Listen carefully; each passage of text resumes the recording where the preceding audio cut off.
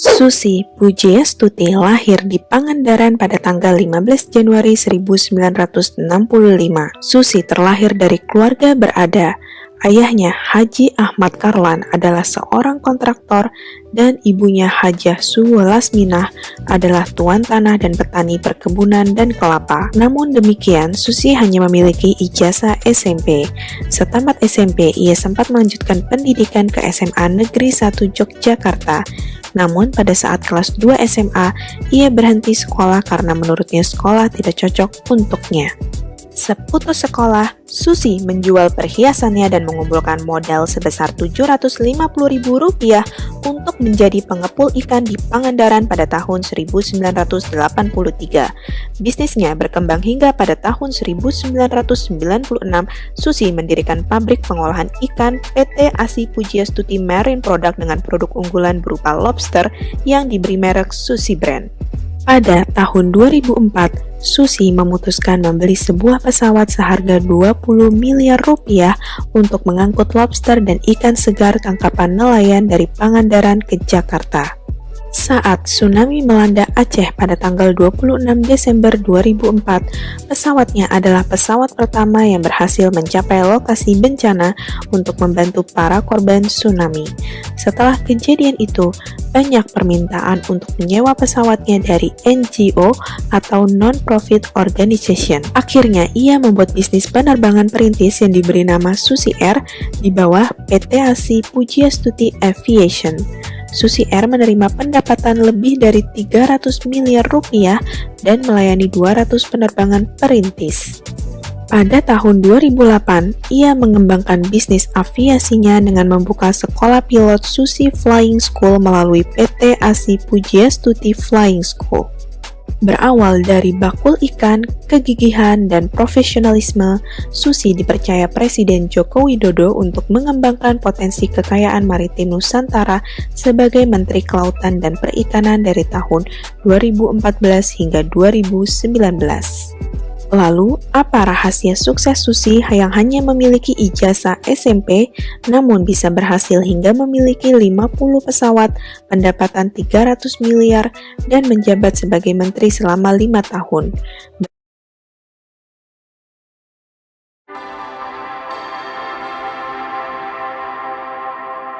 Susi mengutarakan bahwa kunci suksesnya adalah keberuntungan, kerja keras, konsisten, melakukan usaha dengan upaya maksimal, menjaga kualitas bisnis, dan menjaga hubungan baik dengan pembeli sehingga ia tidak pernah mengecewakan mereka.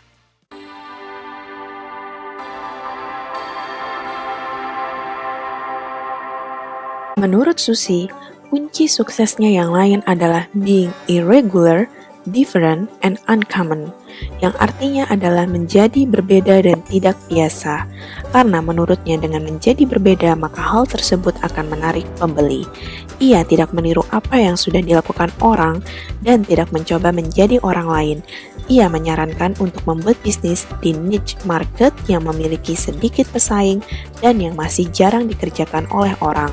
Sebagai contoh, Susi telah membuat bisnis yang orang lain belum kerjakan, yaitu Susi Air yang merupakan bisnis penerbangan antar kota kecil yang selama ini belum ada perusahaan penerbangan yang mengerjakan pekerjaan tersebut.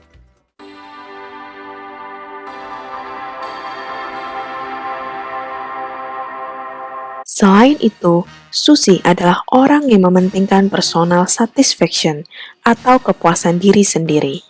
Menurutnya, personal satisfaction sangat penting untuk mempertahankan dan menyemangati diri kita untuk selalu berkarya dan bekerja. Bahkan, Susi menyarankan seseorang untuk mengganti pekerjaannya jika mereka tidak bahagia melakukan pekerjaan mereka. Karena menurutnya pekerja yang tidak bahagia pasti prestasinya akan terus turun dan turun. Dan sebaliknya, seseorang yang bahagia dan senang dengan pekerjaannya pasti mereka akan semangat untuk berkarya dan akan menjadi orang yang berprestasi. Personal satisfaction sudah diterapkan olehnya sejak ia masih remaja. Saat SMA, Susi merasa dirinya tidak cocok dengan sistem pendidikan saat itu, sehingga ia memutuskan untuk keluar dari sekolah dengan keyakinan untuk melakukan suatu hal yang ia sukai dan yang bisa menghasilkan uang.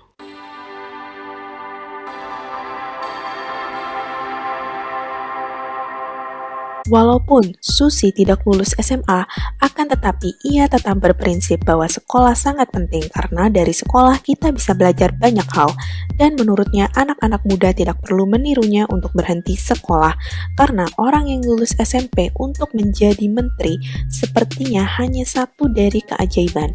Selain itu, menurutnya kita juga dapat melihat kenyataan bahwa di dalam tim kabinet hanya dialah satu-satunya yang lulus SMP, sedangkan menteri-menteri yang lain rata-rata berlatar pendidikan sarjana. Mengenai proses belajar, menurut Susi, sumber ilmu dapat diperoleh dari mana saja, seperti orang sekitar, teman, membaca, mendengar, melihat, menonton, dan traveling. Menurutnya, kita dapat belajar dengan menggunakan semua panca indera yang kita miliki. Menurut Susi, belajar tidak harus dari orang berpendidikan, akan tetapi kita bisa belajar dari semua orang. Hal ini sesuai dengan yang dikatakan oleh Robin S. Sharma, seorang penulis asal Kanada, yaitu every person that you meet knows at least one thing that you don't. Don't let them live without learning it. Yang artinya, setiap orang yang Anda temui mengetahui setidaknya satu hal yang tidak Anda ketahui. Jangan biarkan mereka pergi tanpa mempelajarinya. Sebagai contoh, suatu hari Susi mendapati asisten rumah tangganya menaruh 3 benda di setiap sudut rumahnya, yaitu tisu, air putih, dan rokok. Sehingga Susi bertanya mengapa asisten rumah tangga tersebut melakukan hal itu. Ternyata, asisten rumah tangga tersebut melakukan hal itu agar ia bisa melakukan pekerjaannya dengan fokus tanpa harus dipanggil-panggil persekian menit untuk membawakan salah satu dari 3 benda yang sering diminta oleh Ibu Susi tadi, yaitu tisu, air, dan rokok. Dari kejadian itu, Susi mendapatkan sebuah pelajaran, yaitu prepare to anticipate. Menurut Susi, teman bisa mempengaruhi kita. Jika kita berteman dengan orang yang pintar dan rajin, maka kita pun akan ikut tertular menjadi lebih pintar dan rajin. Namun, jika kita berteman dengan orang yang kurang pintar dan pemalas, maka kita pun akan ikut tertular menjadi kurang pintar dan pemalas. Sebagai contoh, dengan sedikit bercanda, Susi mengatakan bahwa ia sedikit pintar karena selama 2 tahun di SMA, ia duduk sebangku dengan seorang temannya yang bernama Dwi Korita Karnawati yang pernah menjabat sebagai rektor UGM dari tahun 2014 hingga 2017. Susi sudah senang membaca buku dari kecil. Saat kelas 6 SD, ia sudah membaca buku tentang pengadilan yang ditulis oleh Tuan Yusuf Muda Dalam. Tuan Yusuf Muda Dalam adalah orang penting di era Soeharto. Ia pernah menjabat sebagai Direktur Bank Negara Indonesia atau BNI, Gubernur Bank Indonesia, dan Menteri Urusan Bank Sentral. Selain itu, Susi pun juga senang dengan buku-buku filsafat seperti Confucius hingga Adam Smith. Susi juga banyak mendapatkan pengetahuan terutama di bidang perlautan dari menonton. Channel favorit beliau adalah National Geographic, BBC Earth, dan Discovery Channel. Ia pun juga memiliki hobi traveling bersama keluarga. Salah satu aktivitas yang ia sukai saat traveling adalah camping. Saat diinterview di IDN Times, ia pun menyarankan kepada semua perempuan di Indonesia untuk explore the world as much as you can. Go everywhere you wanna go. Do anything you wanna do.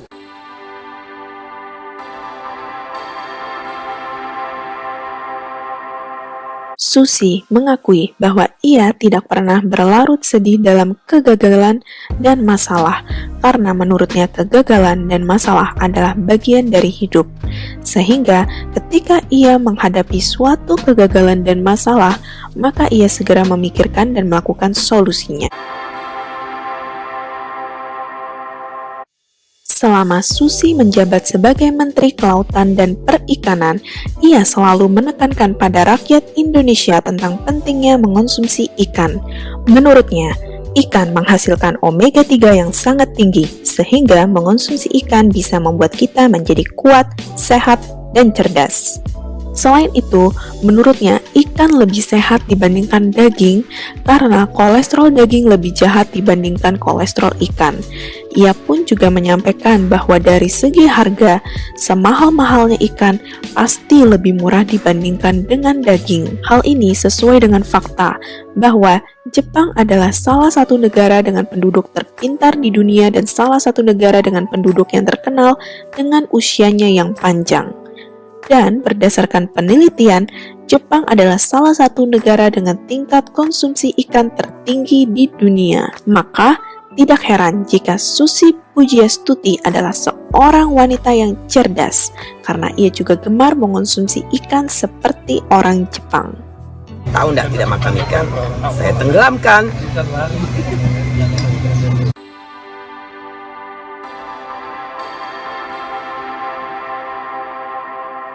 Susi menyarankan untuk caring and sharing, karena menurutnya dengan menolong orang, maka kamu akan merasa bahagia. Dan selain itu, ketika kita susah, orang juga akan senang untuk membantu kita.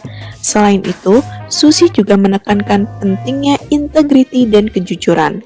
Ia menyarankan untuk jangan suka berbohong, karena pada umumnya ketika kita bohong sekali, maka kita akan mencari kebohongan yang baru untuk menutupi kebohongan sebelumnya. Susi pun adalah orang yang tidak suka basa-basi, sehingga ia juga menyarankan kita untuk straightforward.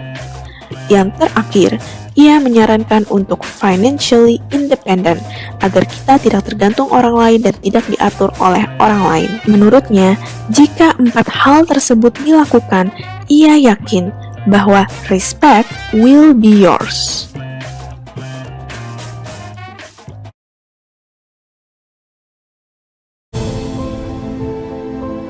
In every one of us is a poor person. There's still a poor person inside me. There's also a middle class person, and the middle class person wants security, they want that steady paycheck, and there's a rich person. And they're all inside of us except that it's not taught. You're taught to go to school, get a job, and get a paycheck. You're not taught how to get rich. If you read Rich Dad, Poor Dad, my rich dad refused to pay me. He said the paycheck was one of the most damaging things you could take in your life. He says the moment you take a paycheck, you're an employee. And that's the mindset. So my rich dad never paid me. He drove my poor dad, government employee, nuts. You gotta pay people, you gotta pay people. And rich dad was not saying that the paycheck was bad. He says he didn't want to be a slave to money. So as an entrepreneur, if rich dad folded, I just started another company. I don't need a paycheck. I don't need anybody to take care of me. If my government doesn't like me, I move to another country because they need entrepreneurs. So the entrepreneur is not so much the business. The entrepreneur is really the mindset and the skill sets and the different set of rules. You see, I don't operate, small business does not operate in the same rules as big business. Entrepreneur is a mindset first, a skill set, and rules. Instead of get out of debt, I get into debt. I just refinanced $300 million in debt. I went from 5% to 2.5% interest. I made a fortune. Every month, more money comes in because my cost of money has gone down. So while some Especially financial today. experts are saying get out of debt, I'm saying learn how to use debt. See, when I came back from in Vietnam in January of '73, the first thing my rich dad said to me was go to school to learn how to invest in real estate. It wasn't real estate, it was how to use debt and taxes. Debt and taxes make the rich richer. Debt and taxes make the poor, the middle class, poor. So all the rich guys who are doctors or lawyers or, those guys, they're getting creamed. They don't know why. Doctors are getting creamed. Oh yeah, they're making more money, but the take home is less. Sure. My doctor just yelled at me. He's happy. He says, "Oh, guess what? I finally made $1 million." And I said, "Yeah, this was just 3 weeks ago." And so I said, "Yeah, well, how much you pay in tax?" He says, $750,000 in taxes. So his net was about $400,000. That's not bad. But when I make $1 million, I keep $1 million. And the reason is because I don't make it by working for money. See, if you work for money, you're taxed. So that's why lesson number one in Rich Dad Poor Dad is the rich don't work for money. What we do instead is we create businesses as entrepreneurs. We acquire real estate. I don't invest in the stock market. Okay? So the reason is because as entrepreneurs, I have more control over my income, how much I make, and how much I pay in taxes. And because I'm an entrepreneur as well as an investor in real estate, I pay zero tax. So every time I make, let's say, $1 million as an entrepreneur, I immediately invest it in real estate. I have a 4-to-1 step up. So I put $1 million in real estate. I get $4 million from the bank. That's why I love banks. But the banks are screwing everybody else. It's terrible, but it's good for me. That's why you say when you print, it's good for you, but when you print, it's bad for people that work for money. Because when you print, savers get creamed and people who work for money get creamed. When they print, debtors get rich. You see, debt and taxes make the rich richer, and debt and taxes make the poor middle class poorer.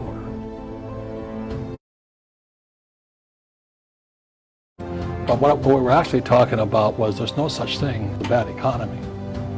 You know, there's external, you and I, we all have an external economy, but we also have an internal economy. And the willpower is to change our internal economy.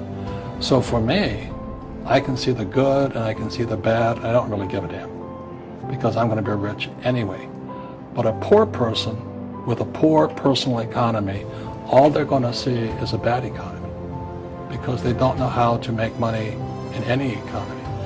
And a middle class person, they have a middle class economy. You know, what they want is a nice house and a steady paycheck and the job and the car.